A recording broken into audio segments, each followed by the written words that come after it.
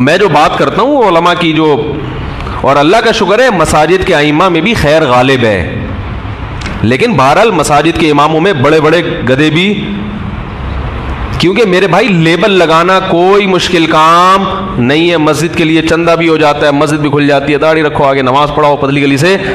एक इमाम को पकड़ा मेरे एक दोस्त जानने वाले ने, गांव में भी नहीं, कराची का ही मस्जिद थी, थोड़ा सा मुजाफात में थी। तो वो फजर के लिए इमाम साहब उठे भी नहीं थे, देर हो गई, तो जाके कहते मैंने उठाया तो एकदम भागे भागे आए, नमाज पढ़ाई निकल गए।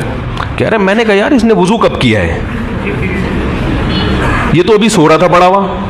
मैंने आके उठाया कि नमाज का टाइम हो गया, और इतना भागा हुआ आया,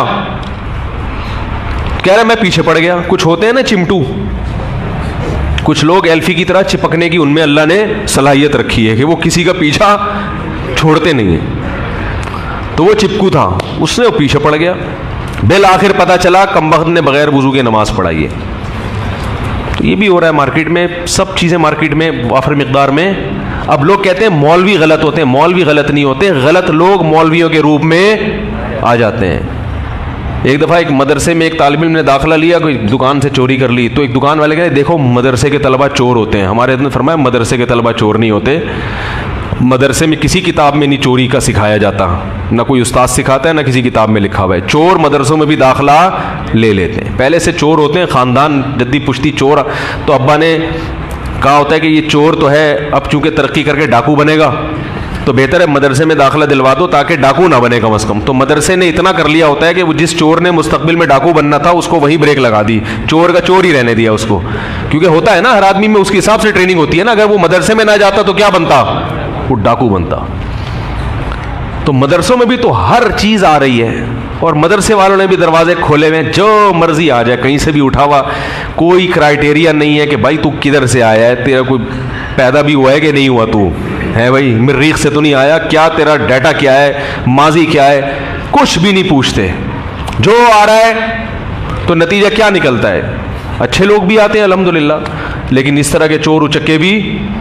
एक बंदा आया मेरे पास, कहने लगा ये मेरा बच्चा घरों की घंटियां बजा के भागता था, अब इसने चप्पल चुराने शुरू किए और चोरियां शुरू की, डकैतियां करता है। मौलवी साहब में से ना स्कूल पढ़ता है, मौलवी साहब अल्लाह का वास्ता इसको जामिअतुर रशीद में दाखिला दिलवा दो। मैंने कहा हमने चोरों के लिए एक सेंटर खोला हुआ है। कह रहे नहीं, फिर आप लोग नहीं तरबियत करेंगे तो ये कहाँ जाएंगे। मैंने कहा हमारा जो इदारा है वो तालीम के लिए है, क्योंकि इसको अगर हम पढ़ा लिखा के मौलवी बना देंगे तो ये तो हम गारंटी लेते हैं जितना ख़राब हो गया इससे आगे नहीं होगा, लेकिन ये इतना ठीक हो जाएगा कि नहीं, इसकी कोई गारंटी नहीं है। तो ये जब निकलेगा ना यहाँ से फारिग होके, काम वही इनके घंटियाँ बजा बजा के भागने वाले, तो लोग बोलेंगे जामिअतुर रशीद के मौलाना साहब ऐसे होते हैं। तो मैंने कहा अपना कोई समझदार बच्चा जो जिसको डॉक्टर बना रहे हो ना, उसको लेकर आओ यहाँ पे। उसको कभी भी नहीं लेकर आएंगे, उसको मदरसे में कभी, जो सबसे ज़हीन होगा, बड़ा अच्छा काबिल। हमारे एक दोस्त है, बड़े बेतकल्लुफ़ है मुझसे, उठ के 3-4 बच्चे पैदा हुए ना मुख्तलिफ़ डिज़ाइन के, 3 बड़े हैंडसम थे, एक चौथा वाला थोड़ा सा अजीब सी शक्ल थी उसकी। मुझे कहता है ये बिल्कुल मौलवी लग रहा है, इसको मौलवी बनाऊंगा मैं।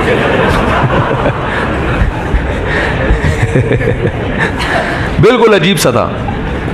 कह रहा है यार ये टाइट किस्म का क्या बनेगा, मौलवी होने।